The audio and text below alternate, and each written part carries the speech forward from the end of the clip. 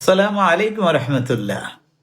আজকের ভিডিও আমরা ইলেকশনে বুট কাকে দিতাম আর কার জন্য সুপারিশ করতাম।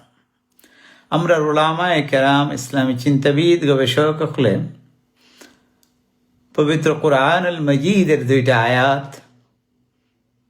এর সামনে আনিয়া বুট কার দিতাম এবং কার জন্য সুপারিশ করতাম এটা কইছেন।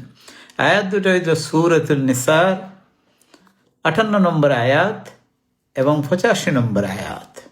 আসুন আমরা দেখি।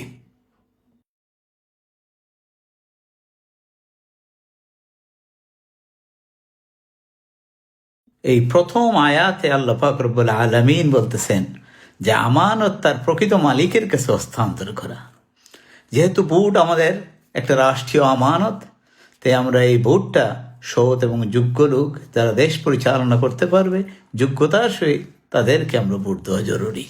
আর দ্বিতীয় আয়াতে আল্লাহ পাক রব্বুল আলামিন বলতেছেন যে আমরা যদি ভালো কাজের জন্য সুপারিশ করি তো ভালো কাজের অংশীদার হইব। যোগ্য লোককে সংসদে প্রেরণ করে আমরা এই ভালো কাজের অংশীদার হই। আর যদি খারাপ কাজের সুপারিশ করি তবে খারাপ কাজের অংশীদার হব।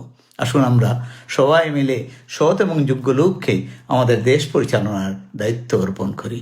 সবাই ভালো থাকুন। আল্লাহ আমাদের সবাইকে ভালো রাখুন। আল্লাহ হাফিজ। সালামুন আলাইকুম।